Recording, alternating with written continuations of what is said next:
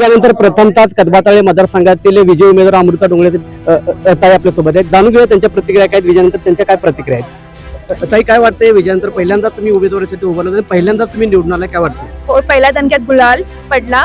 पहिला तर मी राष्ट्रवादी काँग्रेस पक्षाचे त्यांनी माझ्यावर जो विश्वास ठेवला, स्वर्गीय अजितदादा पवार यांनी जो विश्वास ठेवला, आदरणीय मुश्रीफ साहेबांनी जो विश्वास ठेवला, त्यांनी आमची एवढी मदत केली.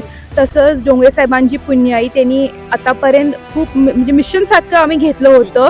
ते आमची घरचीच विरोधात होते आणि अभिषेक डोंगरे गेले, म्हणजे माझा भाऊ अभिषेक डोंगरे, त्याची ही पुण्याई आहे की गेले 5 वर्ष तू कष्ट एवढं केला, अशी त्याचंच हे अधिकार आहे, श्रेय. पण आता महिला आरक्षण झाल्यामुळे मला पुढं केलं होतं.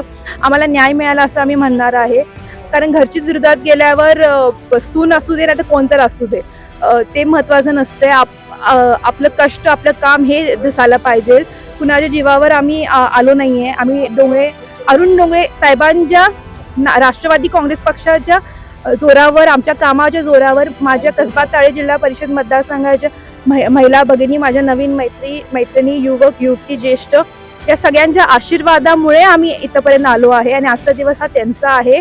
मी एक सदस्य, मी नेहमी म्हणलेलं आहे की मी म्हणजे तुम्ही आहात आणि तुम्ही म्हणजे मी आहे. आज आपण सगळीजण जिल्हा परिषद सदस्य झालो आहे, विजय झालो आहोत, एवढंच मी बोलणार आहे.